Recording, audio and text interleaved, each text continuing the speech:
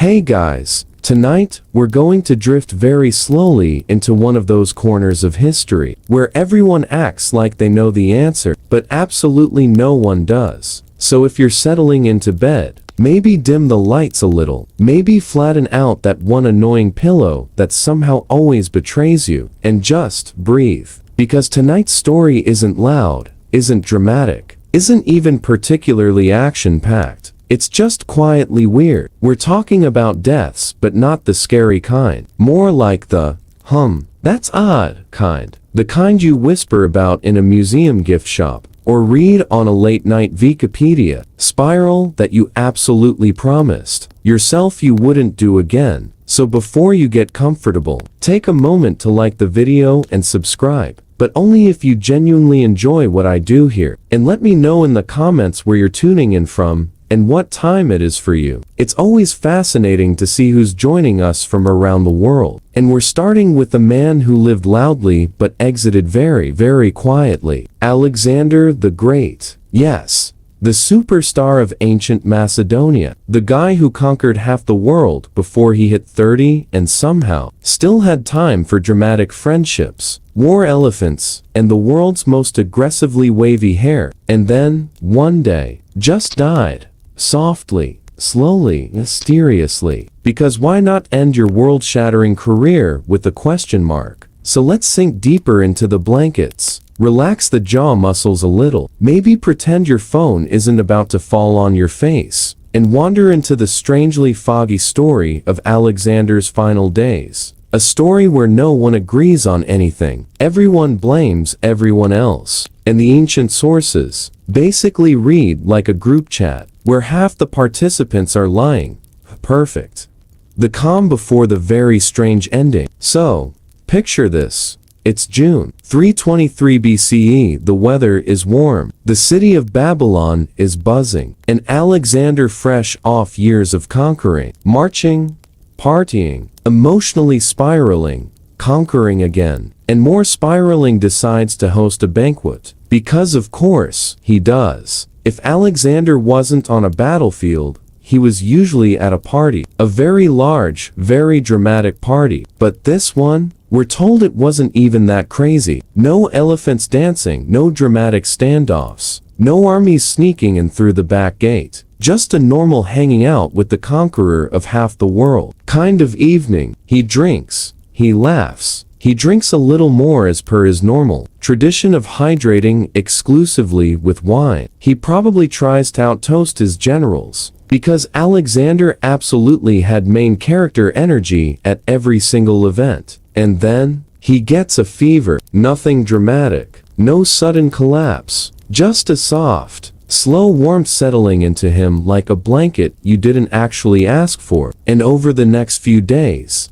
this warmth stays, and grows, and stays. Some say he had a chill, some say he complained of pain, some say he didn't say anything at all, because ancient chroniclers love to disagree. But the general vibe is, Alexander got sick, and no one thought it was a big deal, until it very much was. The slow fade. Now, normally when kings fall ill, you expect panic. Physicians rushing, priests dramatically waving incense, someone blaming witchcraft, someone else blaming the Persians. You know, standard protocol. But what we get instead is a very weird, very slow burn. Alexander keeps talking, keeps planning, keeps giving orders, keeps being, well, Alexander. He tells his generals how to run the empire. He arranges future campaigns. He even discusses new conquests. This man is basically dying and still setting up his Google Calendar. But the days go by, and the fever stays. And one by one, his abilities slip away. First walking, then speaking, then lifting his head, then even moving, until finally, he can't talk at all. At this point, the generals, the same ones who followed him across deserts, mountains, and places no sane person would willingly visit, quietly shuffle around his bed like anxious cats. Some whisper that poison is to blame, because, frankly, everyone blamed poison for everything in the ancient world. You stubbed your toe? Poison. Your bread went bad? Poison. You woke up on the wrong side of the bed? Also poison. Others think it's malaria, or typhoid, or alcohol, or exhaustion, or that the universe simply tapped him on the shoulder and said, "Okay, that's enough conquering for now. Please lie down." But even in his final hours, Alexander does something weirdly poetic. He asks to be carried outside, not because he wants fresh air, not because he wants to feel the sun, but so that his soldiers, the thousands of men who had followed him for years, could file past him and see that he was still alive, not speaking, not moving, but alive. Imagine that line, thousands of men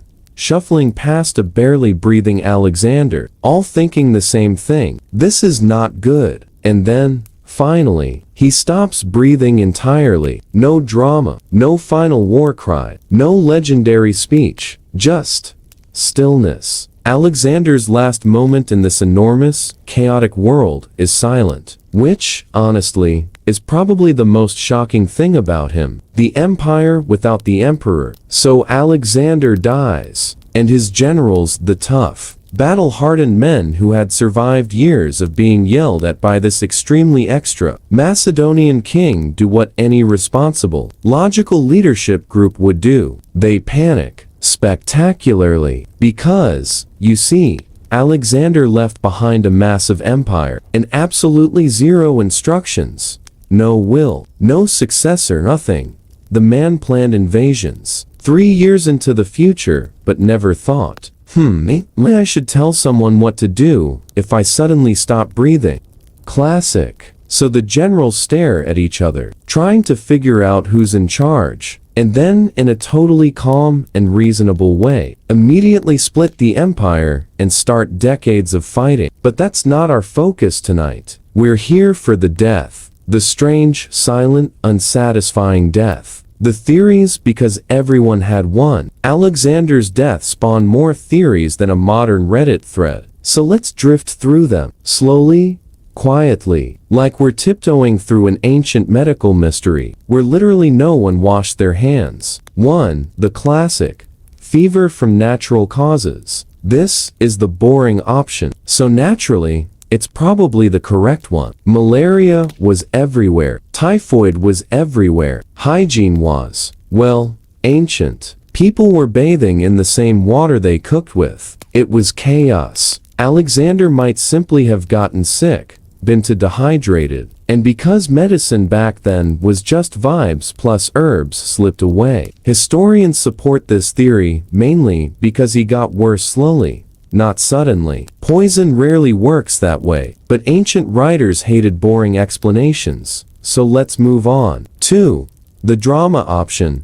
Poison. This is the fan favorite theory. Alexander was surrounded by ambitious men. He was planning new campaigns. He had enemies, rivals, frenemies, and people who were probably just tired of being dragged across continents. But there's a problem. In every ancient text, the timeline doesn't match poison symptoms. He lived too long. He got sick too slowly. No one mentions foaming at the mouth, screaming, or collapsing dramatically, which ancient writers love to describe. Also, the kind of slow-acting plant poison some people propose would have needed to be extremely rare and extremely unreliable, which, knowing ancient medicine, probably means it didn't work. So the poison theory is fun, but not super convincing. Still, people cling to it. Because Alexander died of a fever sounds like a disappointing season finale. 3.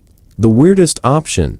Autoimmune disorder, or Guillain-Barré syndrome. Some modern historians, being modern, love to diagnose ancient people with very specific medical conditions, even though no one, in 323 BCE, was properly monitoring symptoms. This theory suggests Alexander became paralyzed slowly, while his brain stayed alert, which leads to the single creepiest detail in the whole story. Some sources say he wasn't embalmed for several days, because his body didn't show signs of decay. Ancient embalmers reportedly said he still looked alive. Modern scholars hear that and think, that sounds like an autoimmune paralysis. Ancient people heard that and thought, he was a god. Both explanations are equally calm, equally strange, and equally impossible to confirm. Perfect bedtime material. 4. The supernatural option, because ancient people loved drama. Some writers claim omens happened. Birds fell from the sky. Ritual fires went out. Statues trembled. You know the usual cosmic histrionics. But did these things happen? Probably not. Did ancient writers add them for flair? Absolutely. They loved turning history into a Netflix original. But tonight, we're staying calm and drifting past all that noise. The funeral that didn't go as planned, because of course, it didn't. You'd think the world's greatest conqueror would get a peaceful trip to his tomb. Nope. His body became a political prize. Like Game of Thrones, but in slow motion. Two factions fought over it. One wanted him buried in Macedonia. Another wanted him in Egypt. Why? Because whoever controlled the body could claim spiritual authority, which is a very ancient way of saying, if I bury him, I'm the boss. So the generals literally wrestled over his corpse. Not physically, that would be too athletic, but through politics, bribes, and arguments. Eventually, his body ended up in Egypt, where it was displayed in a golden sarcophagus. Visitors came from everywhere. Even Julius Caesar and Augustus saw it centuries later. And then, it disappeared. The tomb of Alexander, like the cause of his death, is still completely unknown. Historians have been looking for it for centuries. Archaeologists keep digging holes. Everyone has an opinion. No one has answers. Alexander, in death, became the most mysterious tourist attraction no one can actually find. Fitting, honestly.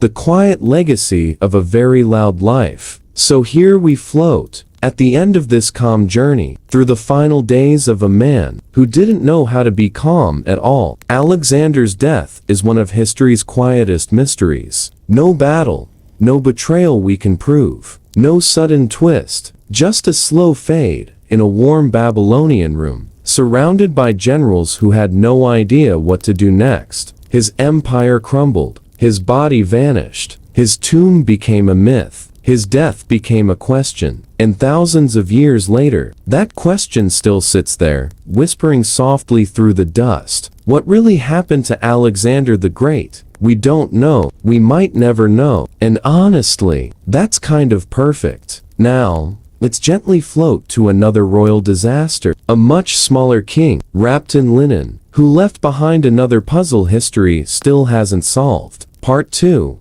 Tutankhamun, the boy king wrapped in mystery. Hey guys, let's drift a little further down the hallway of ancient weirdness. We're leaving behind the giant shadow of Alexander, and quietly sliding very carefully, because there are probably cursed statues watching into ancient Egypt.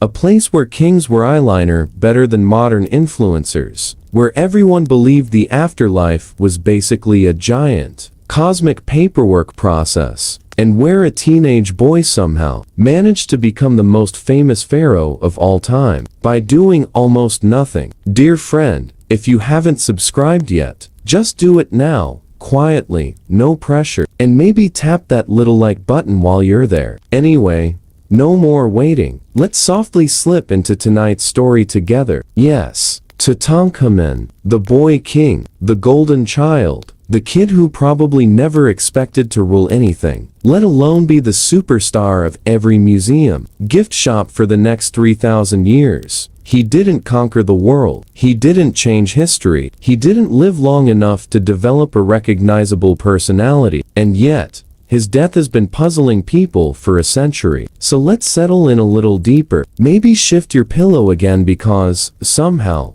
it still isn't right. Let your breathing slow, and let's drift softly, gently into one of the strangest death mysteries ancient Egypt left behind. A mystery wrapped in linen, sealed in gold, and discovered by a man who probably did not expect to change archaeology forever. The problem with being born royal in Egypt. Before we get to Tutankhamun's death, we need to float backward to his life, or well, his attempt at a life.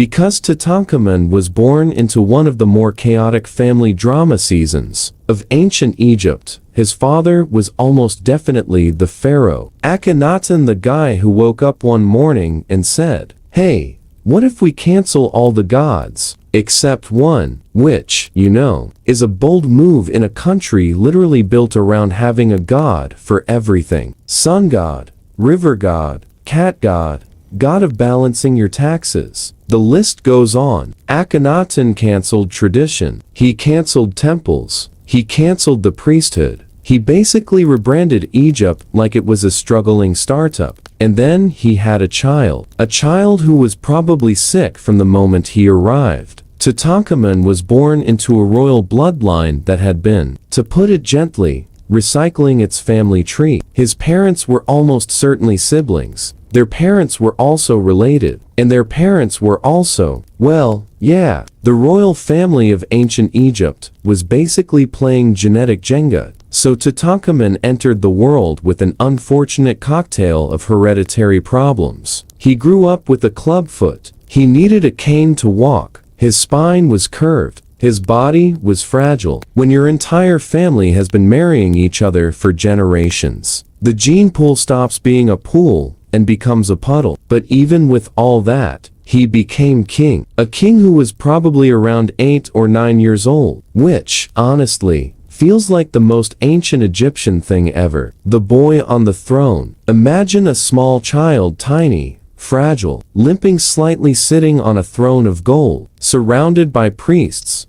officials, and advisors who were all twice, 3 times, or 4 times his age. Tutankhamun didn't rule Egypt. Egypt ruled him. He didn't make decisions. His regents did. Especially the elderly advisor, and Hormib, the ambitious general. If Egypt were a TV show, Tutankhamun would be the mascot, character, adorable, important, but mostly used for political decoration. Still, he did one major thing during his reign. He undid his father's religious revolution. Not personally. He could barely walk without help, but his advisors made the choice and slapped his name on it. Temples reopened. Priests cheered. The old gods returned. Egypt sighed with relief. So Tutankhamun, the fragile boy king, became a symbol of restoration, a symbolic reboot button. And then, before he reached 20, he died. Quietly, abruptly, suspiciously, because of course, he did. The body that told too many stories. Tutankhamun's death would probably have been forgotten, like hundreds of other kings, if not for one thing. Howard Carter found his tomb in 1922, and that changed everything. Suddenly, the world had a real, intact pharaoh, not just statues, not just broken bones, not just inscriptions half erased by time. A fully sealed tomb, gold, untouched, packed with more treasures than the average modern billionaire shopping cart. This discovery made Tutankhamun famous, and fame always brings questions, especially about death. His mummy, carefully unwrapped, then unceremoniously damaged by overeager researchers, revealed a confusing set of clues: a fractured skull, a broken leg, a crushed ribcage, a missing sternum, a body burned from a botched embalming, genetic evidence of illness, signs of infection. Basically, the mummy was a giant medical riddle wrapped in ancient duct tape, perfect for late-night storytelling. Theory 1. The chariot accident that probably didn't happen. For a long time, historians loved the idea of Tutankhamun dying in a chariot crash. It's dramatic. It's cinematic. It's the kind of thing Discovery Channel could get a whole 90-minute special out of. The theory goes like this. Tutankhamun was out riding a chariot heroically, despite his physical disabilities, and fell off, or crashed, or got hit, or somehow ended up underneath his own horses, and the injuries killed him. Very exciting, very heroic. Except, Tutankhamun had a clubfoot, and spine problems, and needed a cane. This boy was not riding a chariot like an action movie star. Also, the injuries once thought to be from a crash were actually caused during embalming, or during the 1920s autopsy, when researchers basically pried him apart like an old suitcase. So the chariot theory? Fun to imagine, not very likely. Theory 2, malaria, the boring, probably correct answer. In 2010, scientists tested Tutankhamun's DNA and found traces of malaria. Not just maybe malaria, but malaria multiple times. Ancient Egypt was basically one giant mosquito festival. Malaria was everywhere, and Tutankhamun, with his weak immune system, fragile bones, and chronic health issues, probably didn't stand a chance. Add in a broken leg, which was real, by the way, and suddenly, the natural causes theory becomes very reasonable. He may have fallen, injured his leg, gotten an infection, and then malaria finished the job. Not dramatic, not cursed, not scandalous, just sad and quietly tragic. Which is exactly the kind of gentle melancholy the Sleepless Historian channel. Theory 3, murder because people love drama. Some historians point fingers at the elderly advisor who married Tutankhamun's widow immediately after the king died and then grabbed the throne for himself. It does sound suspicious, but there's no real evidence, no stab wounds, no poison traces, no ancient text saying, by the way, A did it. And honestly, if A wanted Tutankhamun gone, he wouldn't have picked a method that required malaria, infection, and 3 months of increasingly unfortunate health complications. A was old, not patient. So murder? Probably not. Theory 4. The mummy that accidentally cooked. Now here's the strangest part. Tutankhamun's body shows signs of being burned, not by fire but chemically. A combination of oils used in embalming and the heat inside the sealed coffin may have caused his body to cook slowly, like a slow, tragic ancient pressure cooker. This doesn't explain his death, but it does explain why his body looks so damaged, and why early researchers misread the wounds. Imagine being so famous that your afterlife includes both over-enthusiastic embalmers and overeager archaeologists poking your skeleton with metal tools. Rough. The softest mystery, how Tutankhamun slipped away. Once we clear away the dramatic nonsense, the likeliest scenario is extremely calm. Tutankhamun was sick constantly. He walked with help, lived with chronic pain, and had the immune system of a damp papyrus scroll. He broke his leg shortly before his death. Infection set in. Malaria weakened him further. His body couldn't fight anymore. And so, in a quiet room lit by oil lamps, surrounded by priests whispering prayers, a teenager who never asked to be king simply drifted out of the world. No drama, no conspiracy, just a gentle exit. And then, wrapped in linen, placed in golden coffins, and sealed behind walls painted with protective spells, he slept for 3,000 years, until a British archaeologist with a flashlight and a lot of patience opened the door. The curse that wasn't a curse. Of course, the moment the tomb was opened, newspapers invented the curse of the pharaoh, because nothing sells like ancient supernatural revenge. But the reality? Most of the so-called curse victims died from infections, old age, mosquito bites, and one guy had a tooth abscess. Tragic. Yes. Mysterious. No, Tutankhamun wasn't cursing anyone. He was probably just happy someone finally dusted his room. Why Tutankhamun's death still feels unsolved. Even though we've assembled a probable medical explanation, Tutankhamun's death feels mysterious because he was so young, his tomb was untouched, his body was damaged, his lineage was chaotic, his time period was unstable, and archaeology loves a good enigma. He's the world's most famous king, because we don't know much about him. He's a mystery wrapped in a mystery wrapped in linen and gold. And that's the calm, soft charm of it. Tutankhamun doesn't shout, he whispers. He reminds us that even kings die quietly. Even legends leave behind fragments, not answers. and even the most iconic figures may have lived brief, fragile, deeply human lives. Now, let's float forward again, into another quiet tragedy, one that happened not in ancient deserts, but in a lonely Austrian lodge.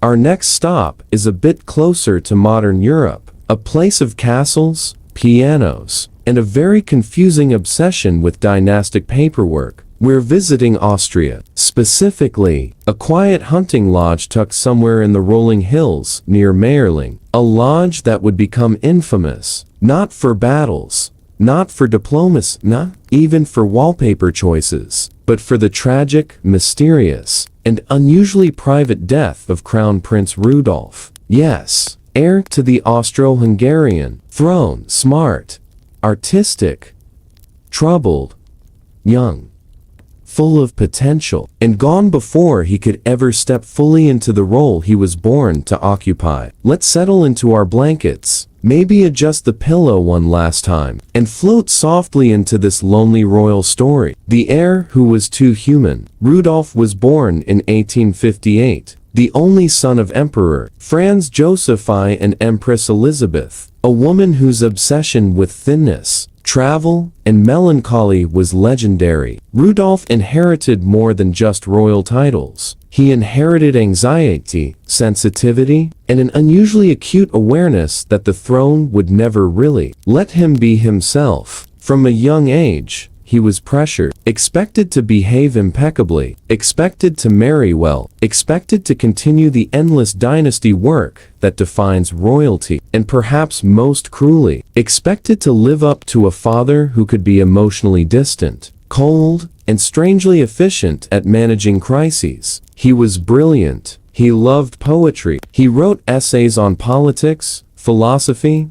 and economics. He was curious about the world, and he was utterly, quietly miserable. Historians love to point out the ironic contrast here. He was expected to lead an empire, and he struggled to manage his own emotions, and perhaps, more than anything else, he wanted to escape. The Mayerling Lodge, a quiet prelude. Let's float forward to 1889.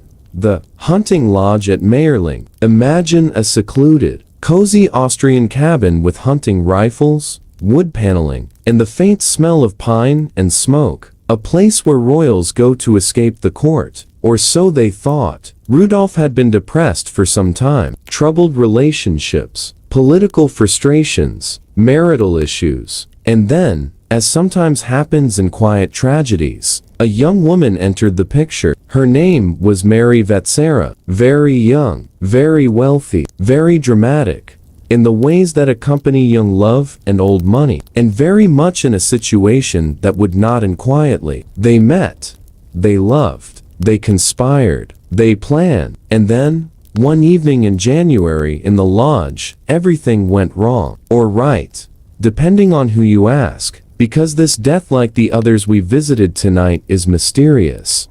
The letters and the evidence. Historians piece together what happened largely from letters. Mary's letters to friends hint at a doomed romance. Rudolf's letters suggest a mix of melancholy, frustration, and resignation. He wrote of despair, of feeling trapped, of wanting freedom. And then, the lodge was found in silence. Rudolf was dead. Mary was dead. No shouting, no cannon fire, no scandal in the immediate sense, just two bodies lying quietly, enigmatically in a royal hunting lodge. The official explanation, suicide, a double tragedy of love. But, as with Alexander and Tutankhamun, nothing is ever that simple. Theories about Rudolf's death. Because people love mysteries, and historians love arguing, there are multiple interpretations. 1. Murder-suicide. Some suggest Rudolf killed Mary, then himself. Perhaps a desperate act of control. Perhaps the only way he could reconcile his personal freedom with societal expectations. A sad, dark possibility, but quietly tragic rather than violent or sensational. 2. Accidental deaths highly unlikely. Others floating in the slow river of speculation propose some sort of accident, that maybe weapons were mishandled, or some other tragedy befell them. This is less convincing. The letters point to intent. The timing points to ritual, in a way, and accidents rarely involve coordinated romantic letters leading up to the event. 3. Political conspiracy, the dramatic option. The favorite of late-night historians and soap opera writers. Maybe Rudolph was murdered. Maybe political enemies wanted him gone. Maybe the empire subtly engineered his exit. This is dramatic, intriguing, fun to whisper about under a blanket. But evidence? Thin.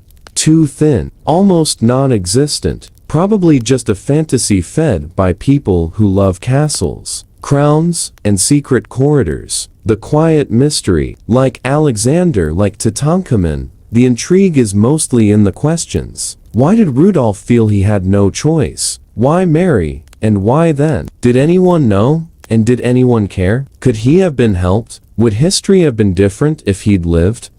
We'll never know. The lodge itself became a pilgrimage site. Visitors whispered about the tragedy. The emperor forced secrecy. And yet, the story seeped out slowly, over decades, quietly captivating imaginations. It's a soft, melancholic mystery, no blood, no battle, just two young lives quietly extinguished, leaving questions that echo across generations. Rudolph's legacy of sadness. Rudolph never ruled. He never led armies. He never passed reforms. And yet, he became immortal not through action, but through the mystery of his death. Historians, writers, and romantics all drift to Mayerling and ponder, what drove a man so brilliant, so alive, to the edge of despair? The answer, like Tutankhamun's body, like Alexander's fever, is quiet, fragmented, open to interpretation. It's a reminder, sometimes, the stories that echo the longest aren't about conquest, or wealth, or glory. Sometimes, they're about quiet disappearances, fragile lives, and unanswered questions. The pattern emerges. So as we float further into our soft exploration of history's unsolved deaths, a pattern emerges. Alexander the Great,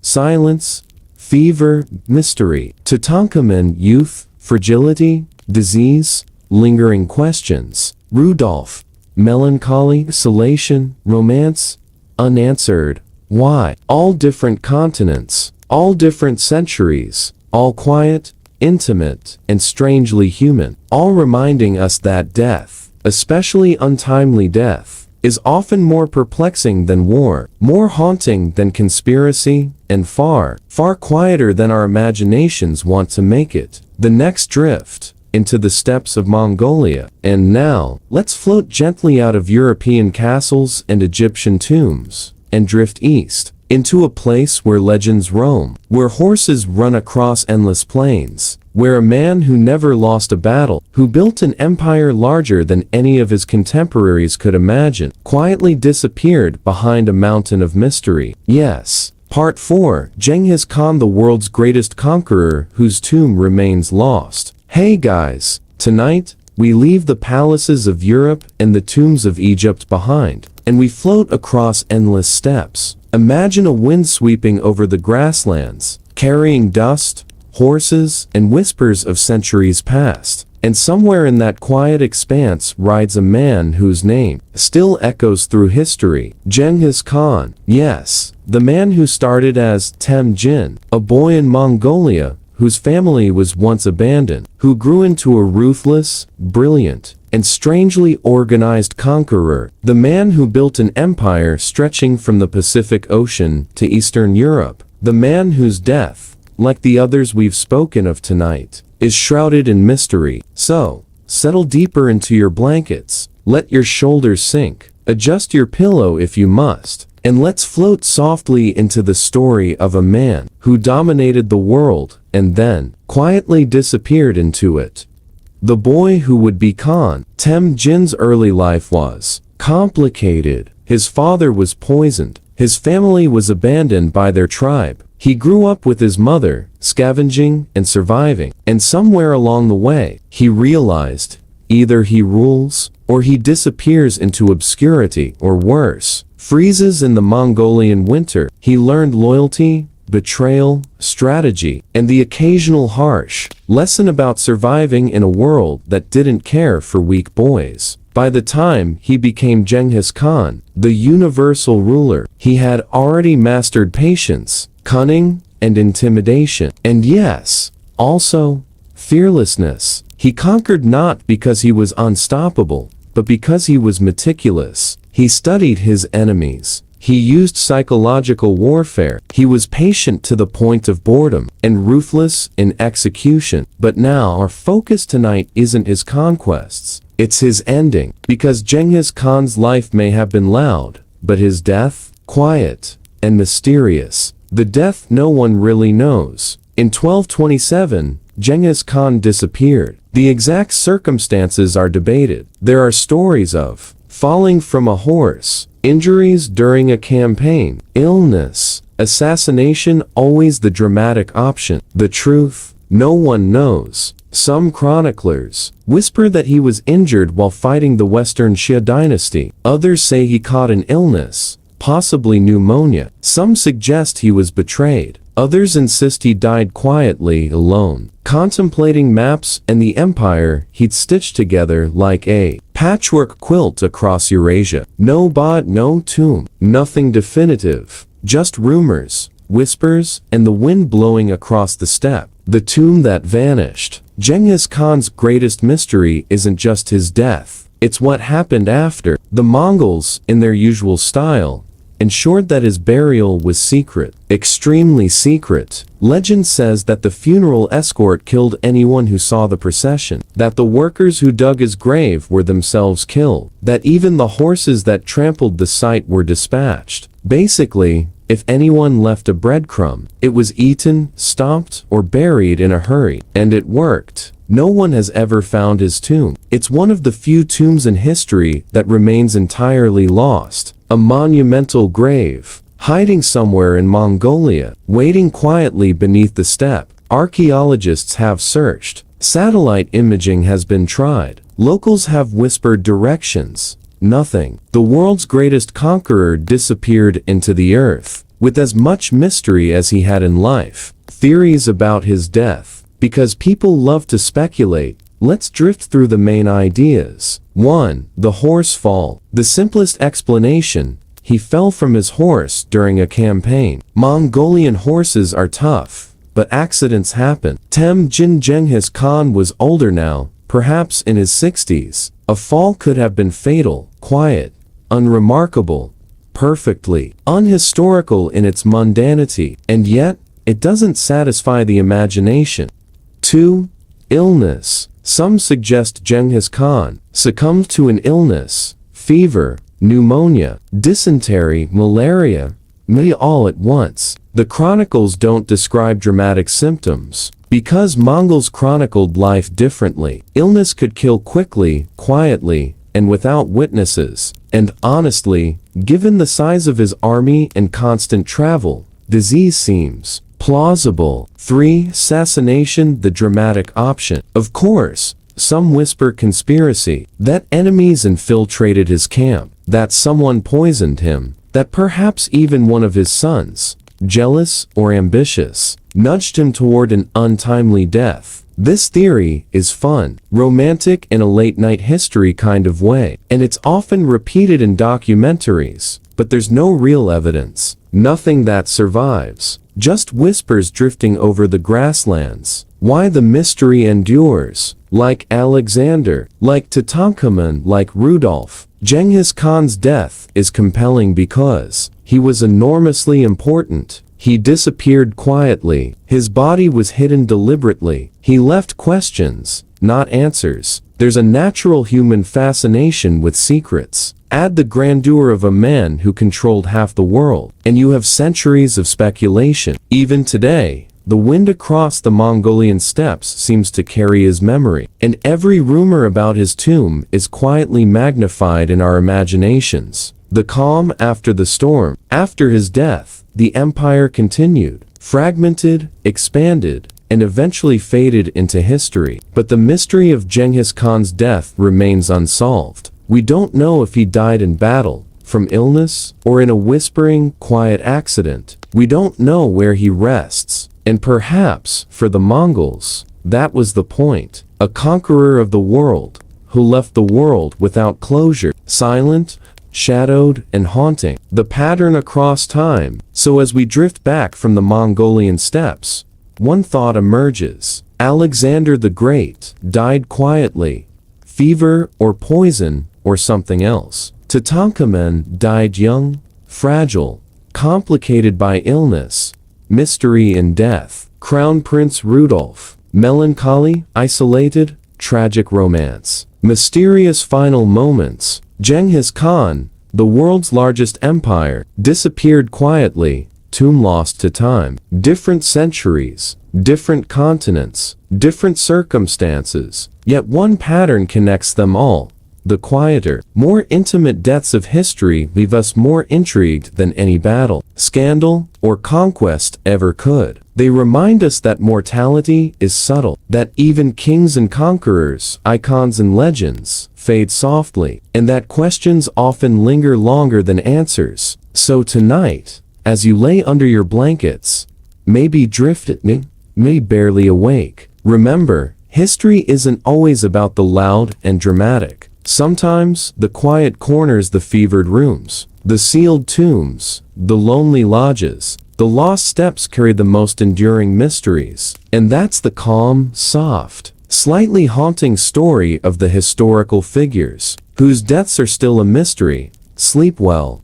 Epilogue, the quiet echo of mystery. And now, as we drift slowly away from the steppes of Mongolia, the lonely lodge of Austria, the golden tombs of Egypt, and the fevered rooms of Babylon, a thought settles softly over the mind. History is not always loud. Not every story ends with a battle, a coronation, or a grand flourish. Sometimes, the most enduring tales are the quiet ones' lives that flickered briefly, faded softly, and left behind only questions. Alexander the Great, Tutankhamun, Crown Prince Rudolph, Genghis Khan, different places, different times, different worlds, and yet, in their passing, they share something invisible, something timeless, a whisper of mystery that lingers long after their bodies have disappeared, been buried, or lost to the wind. Perhaps that is what draws us to them, even now. Not the glory, not the power, not the conquest, but the gentle enigma of a life cut short, of a death unrecorded, of a story that quietly refuses to close. So, tonight, as you sink a little deeper into your blankets, imagine them there, somewhere between the shadows of history and the fog of memory, quiet, still, eternal, and perhaps, in that quiet, there is a small comfort, a reminder that even the greatest of humans are fragile, that mysteries remain softly, listlessly, like a lullaby for the curious mind. Sleep well, and let history whisper you gently into dreams. Hey guys, tonight, we're doing something slow, soft, and just a little strange. So if you're already curled up under a blanket, good. If you're still sitting up, maybe lean back a bit, let your shoulders drop, and just let this one drift around you like a quiet old library smell. Because tonight, we're talking about prophecies, not the dramatic, thunder and lightning kind, more like the that's oddly accurate kind. And we'll start with one of the classics, the Sibylline Books of Rome. Yes, Rome, the eternal city, the place where emperors posed like marble statues and senators argued like sleep-deprived pigeons. And somewhere beneath all that noise, Rome had a set of mysterious little books they treated with the same energy you treat your Google search history, hidden, sacred, and absolutely not for public viewing. So settle in, because we're floating into the calm, dusty corridors of ancient prophecy. The chill beginning,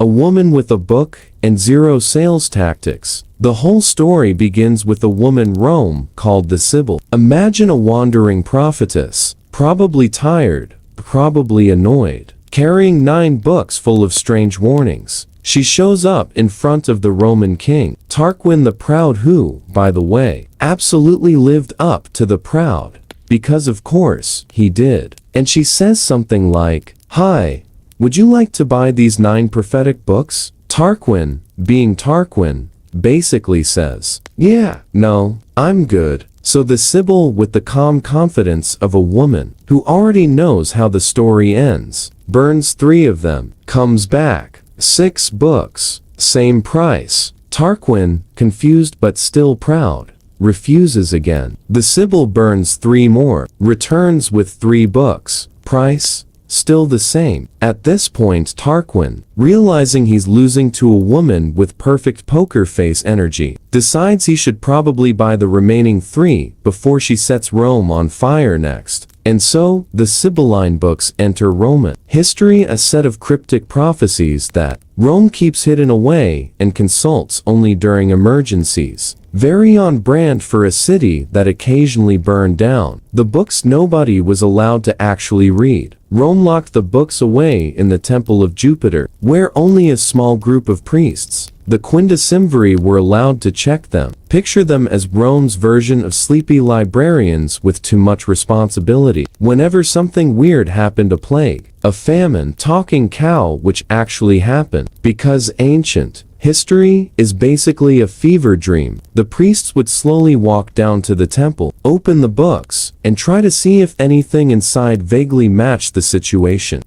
And strangely, many of the prophecies lined up a little too well. Rome did not enjoy that. Prophecy 1. A foreign king will destroy you. And Rome said, probably fine. One of the earliest Sibylline warnings was something like, beware a king from beyond the sea. Rome, in typical fashion, shrugged and went, whatever, we have walls. Then along came Hannibal, who crossed mountains with elephants because apparently horses were too mainstream. Did Hannibal technically come from the sea? Not exactly. Did the Romans panic anyway? Absolutely. They ran back to the books. The books calmly told them to perform certain rituals, offer sacrifices, and adjust their state religion like someone desperately tweaking Wi-Fi settings before an online exam. And oddly enough, Rome won eventually. Coincidence? Maybe, but it kept happening. Prophecy 2. If you don't fix this, the city will burn. Now, you'd think Rome, a city known for casually catching fire like it was a hobby, would take this one seriously. But no, when signs appeared, comets, weird births, lightning hitting temples, the Sibylline books warned that Rome needed to change something or the city would burn. And because the universe has a sense of humor, Rome then had multiple fires, more fires, a giant fire under Emperor Nero, fires that burned the statues that commemorated the previous fires. Basically, the Sibylline books were looking at Rome like, I literally told you this multiple times. Please. Prophecy 3. Great plague will come. This one hits differently, because Rome, being crowded, dirty, and lacking soap, was basically a plague magnet. The books predicted massive outbreaks, and the Romans responded with long rituals, big sacrifices, and the occasional, let's import a new god just in case, which they actually did, several times. Did the rituals work? Did the gods help? Did Rome just get lucky? Hard to say, but the pattern repeated enough that even modern historians admit the books were weirdly accurate for something created before indoor plumbing. Prophecy 4. Your empire will fall from within. This is the eerie one. The books warned vaguely, softly, almost like a whisper that Rome's greatest danger wasn't foreigners, or barbarians, or the usual dramatic enemies. It was internal decay, and after centuries of assassinations, corrupt emperors, political chaos, the Senate doing absolutely nothing useful, economic collapse, and general Rome is tired energy. The empire finally cracked. Was it really predicted? Did the priests misread things? Was the prophecy just broad enough to apply to anything? Maybe, but still, the match is uncomfortable. Rome's fire, Rome's flood, Rome's fall. Every time something major happened, someone in Rome inevitably said, well, what did the Sibylline book say? It became a reflex, a quiet superstition woven into daily life. And even though the books were eventually lost, burned when the temple was destroyed, their legacy haunted Rome for centuries. A little eerie, a little calming, a little like history whispering from beneath the dust. Part 1 Segment 2 Nostradamus, the man who accidentally became a TikTok trend 500 years early. Hey guys, let's float a little forward in time now. We're leaving ancient Rome behind, all the marble, the temples, the dramatic fires Rome absolutely caused itself. And we're gliding into the 1500s, a century where people were confused, stressed, slightly unwashed, and busy inventing ways to panic about everything. And in the middle of that chaos lived a man who somehow became the world's favorite accidental influencer, Nostradamus. Yes, the bearded astrologer who wrote vague lines in old French and unintentionally guaranteed himself a permanent spot on YouTube, conspiracy channels, and bored teenagers' TikTok feeds. So,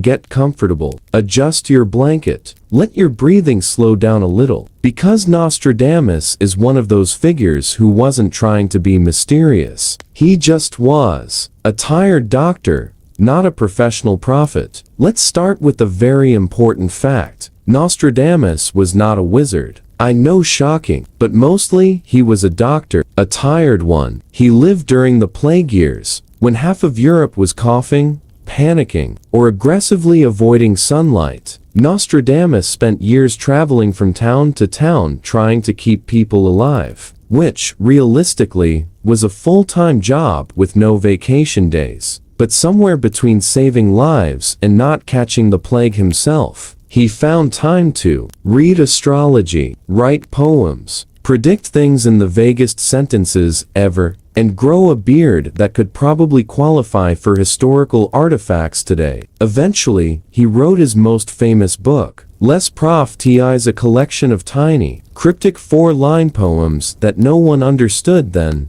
and no one understands now. Perfect. Why his predictions seem accurate? Nostradamus wrote in a style that could best be described as, say something that might apply to basically anything. Example, the young lion will overcome the old one. Does that sound like a specific historical moment? Not really. Could it apply to 100 different events? Yes. Could modern people force it to fit literally anything? Also yes. And so, centuries later, whenever something big happens, a war, a fire, pandemic, a political meltdown, someone inevitably says, Nostradamus predicted this. He probably didn't, but the lines are so vague that you can make them fit like stretchable prophecy yoga.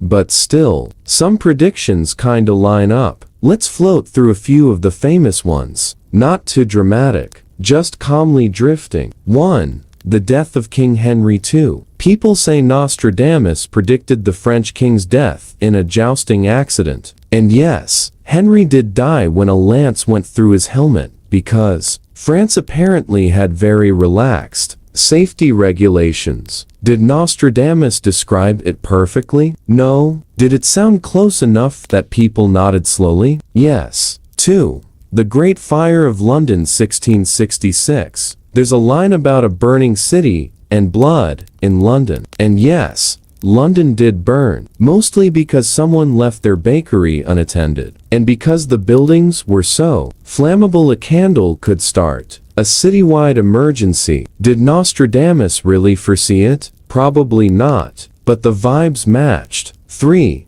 The rise of Napoleon and Hitler. People love this one. Nostradamus mentions someone from the lower parts of Europe rising to power, which is vague. Like, that could describe half the continent. But historians and YouTubers pointed at Napoleon and Hitler anyway, because humans enjoy connecting dots even when the dots are just crumbs. And really, the idea of a French astrologer predicting future dictators is comforting in a weird, the universe had a draft copy way. 4. Plagues, famine, floods, basically 50% of human history. Nostradamus wrote a lot about disasters, probably because he lived during disasters, and because, realistically, predicting more disasters in the 1500s was like predicting more Netflix shows in 2025, statistically guaranteed. Still, the accuracy is eerie enough that people keep returning to his work, not because it's precise, but because it feels ancient and mysterious, like dusty fortune cookie poetry that somehow keeps being relevant. The reason his prophecies endure, it isn't the details. It isn't the accuracy. It's the atmosphere. There's something calming about reading old predictions and thinking, wow, even people 500 years ago were confused. Nostradamus didn't intend to start a prophecy empire. He probably just wanted to write some poems, avoid the plague, and go home early. But his style's symbolic, dreamy, vague, gives people enough space to fit anything they want, which is why every century rediscovers him, especially during stressful times. Like the way people rewatch comforting shows when life gets chaotic. Nostradamus is basically the historical version of that comfort watch energy. And yet, something about him still feels a little too close. Even modern historians, who love being skeptical, admit that some of his lines just fit a little too neatly. Was he gifted, lucky, or just very good at phrasing things so generally that the universe eventually cooperated? Hard to say, but his presence lingers softly, quietly, like a whisper from a century that feels both distant and strangely familiar. And that's the calm, slow, slightly eerie charm of Nostradamus.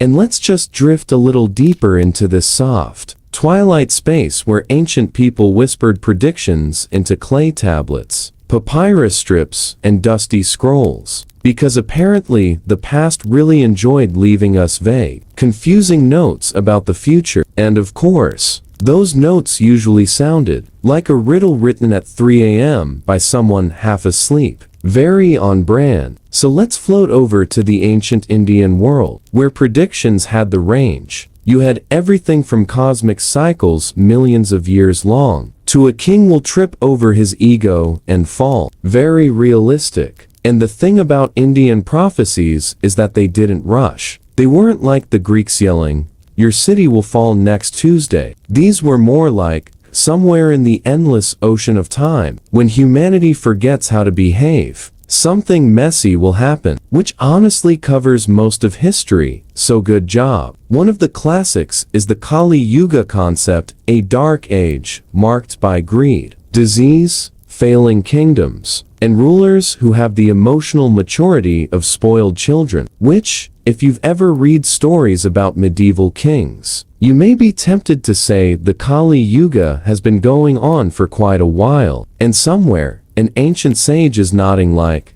yep, called it. But then there are the oddly specific ones, like the ones that talked about great wars between northern and southern kingdoms, famines sweeping across continents, rivers changing their paths, or empires collapsing under leaders who were described in suspiciously petty emotional terms. And later on, historians looked at those old lines and said, huh, that does sound a bit like what happened. Now, let us quietly drift west again, back to the Mediterranean, where the air is warm, the wine is watered down, and the Egyptians were writing prophecies with the kind of dramatic flair you'd expect from a civilization that painted their entire afterlife on a wall.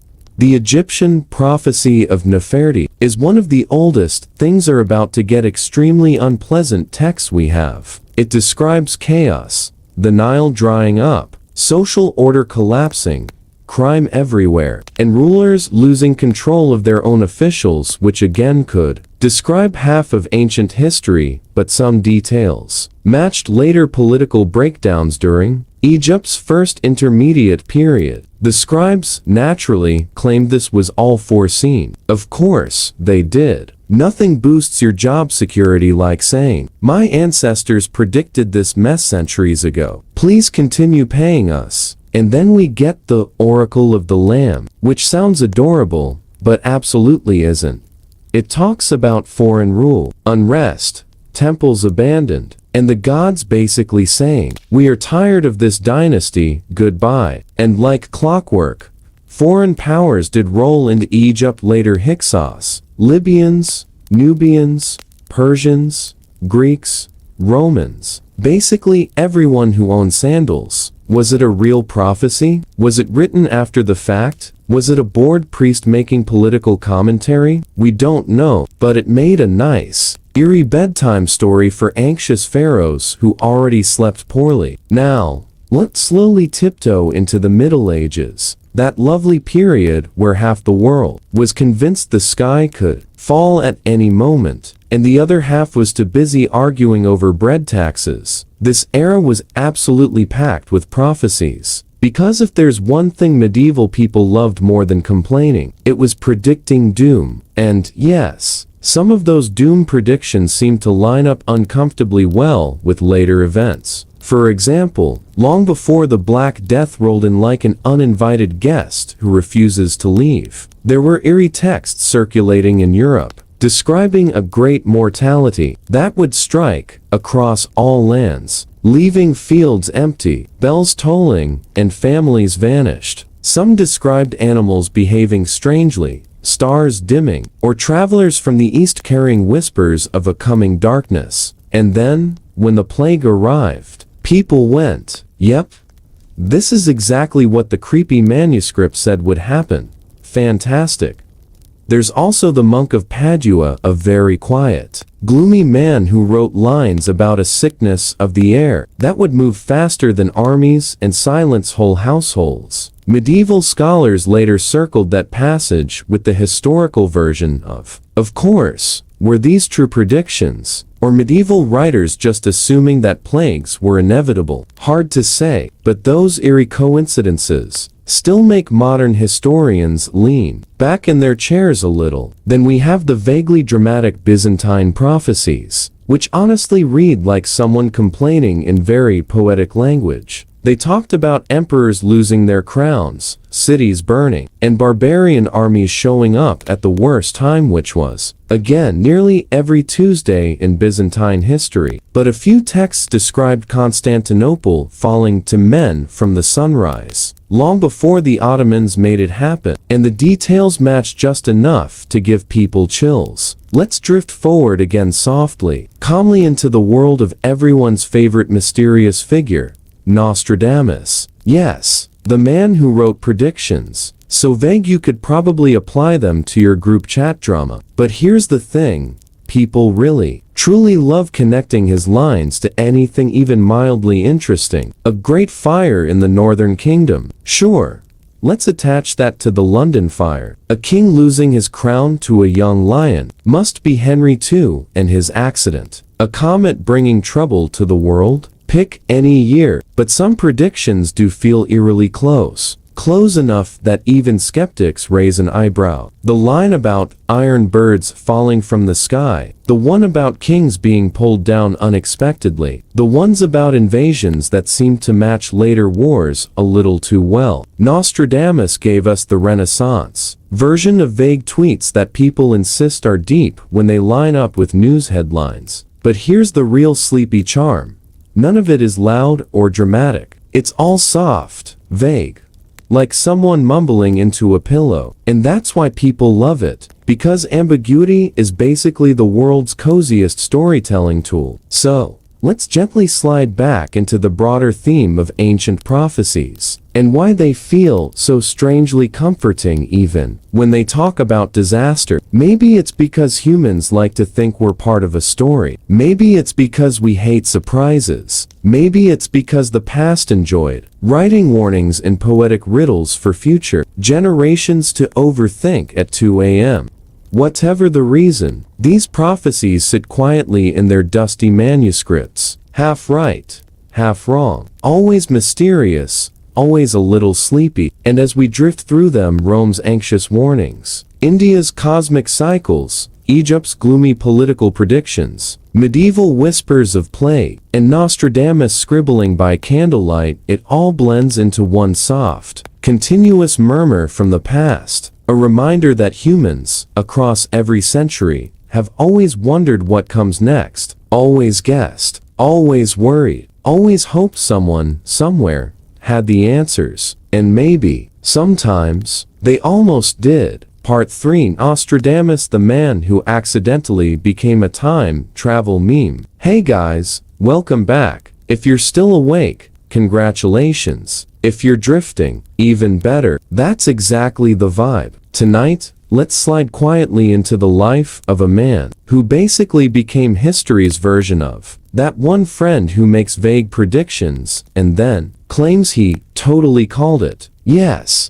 we're talking about Nostradamus. Now, Nostradamus didn't intend to become the internet's favorite. He predicted this meme. He definitely didn't expect people in 2025 to still argue about his words. Honestly, he probably just wanted a break from plague patients, a quiet glass of wine, and maybe a decent night's sleep. But no, he wrote poetry, and because humans love drama, people turned his sleepy, symbolic poetry into a universal prediction engine. So let's settle in, dim the lights, and float into his world. A guy who just wanted to cure plague, but ended up predicting everything. Nostradamus started his life doing something much more practical than prophecy, being a doctor, and to be fair, he wasn't even a doctor at first. More like a smart guy with herbs who tried his best during a pandemic, which honestly is a vibe many of us relate to too well. Picture him walking through medieval towns filled with sickness and sadness, trying to help, watching the world crumble around him. It's not surprising he eventually got into predicting doom. The world around him already looked like a preview of one 3-for-7's worst day. But the thing that made him famous wasn't his cures. It was the way he wrote. Vague, blurry poetry full of metaphors. Exactly the kind of writing where you could say, ah yes, this line about lions meeting in combat obviously means airplanes collided in 2023. Of course, let's talk about the predictions that people love to bring up. We're not going into drama or chaos, don't worry. We're staying calm, dreamy, soft, sleepy. So here's the chill list of things Nostradamus supposedly predicted. The Great Fire of London, the French Revolution, Napoleon, Hitler, the death of kings, the rise of empires, the fall of empires, pretty much everything except maybe the invention of TikTok. But here's the secret. Most of his lines were written like poetic riddles. You could read one quatrain and match it with half the events in European history, if you squint hard enough. And people did. They squinted so hard they practically invented new meanings. The quatrain style, vague enough to be anything. Nostradamus loved being mysterious. Not because he was trying to be cool, but because vague writing was safer. You know, medieval censorship. If you wrote too clearly, someone with a sword might politely ask you to stop existing. So instead, you get lines like, the young lion will overcome the old one, could be a king, could be a cat fight, could be two dudes arguing over cheese. But sure, let's say it predicted a royal accident. His fame was basically one giant historical miscommunication. Nostradamus became popular in his own time because people thought he was spooky and wise. He became popular later because people desperately wanted answers during world crises. And he became internet famous because people love slapping his name under any random disaster. If he could see the memes today, he'd probably blink twice and whisper, I did not sign up for this. The part people always forget. Nostradamus was kind of tired. Yes, he was smart. Yes, he knew astrology. Yes, he wrote a ton. But he was also worn out. Like many people living through plagues, wars, fear, and non-stop weirdness. He lived with the constant pressure of uncertainty. His writings weren't just predictions. They were reflections, tiny poetic attempts to make sense of a world that felt unstable. And that's the soft part of his story. Not the, he predicted this exact moment, energy, but the gentle, human side of a man quietly trying to understand chaos through metaphors. Let's float toward a gentle close for this part. So when you hear someone say, Nostradamus predicted this, take a calm breath. Remember a tired man with a candlelit desk, writing in the night, turning fear into dreamy poetry. He wasn't trying to impress the future, he was just trying to survive his present, and maybe make a little sense of it. People later gave his words more power than he ever intended. And maybe that's the real magic, not prophecy, but how humans love to search for meaning anywhere they can find it. Even in sleepy, cryptic lines scribbled by a plague doctor who probably needed a nap.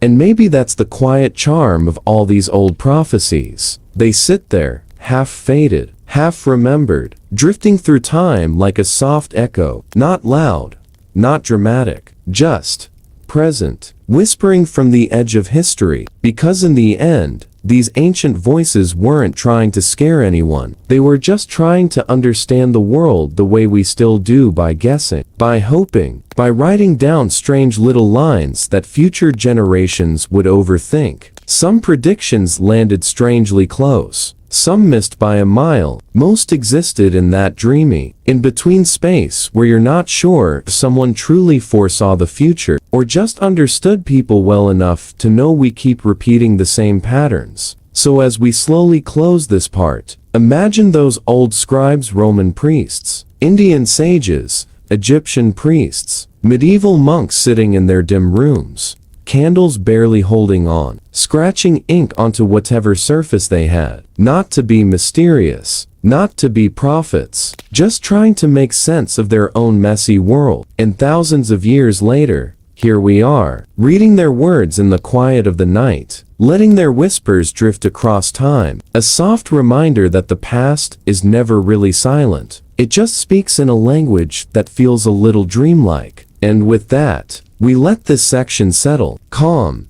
gentle, fading like the last glow of a candle. Good night, everyone.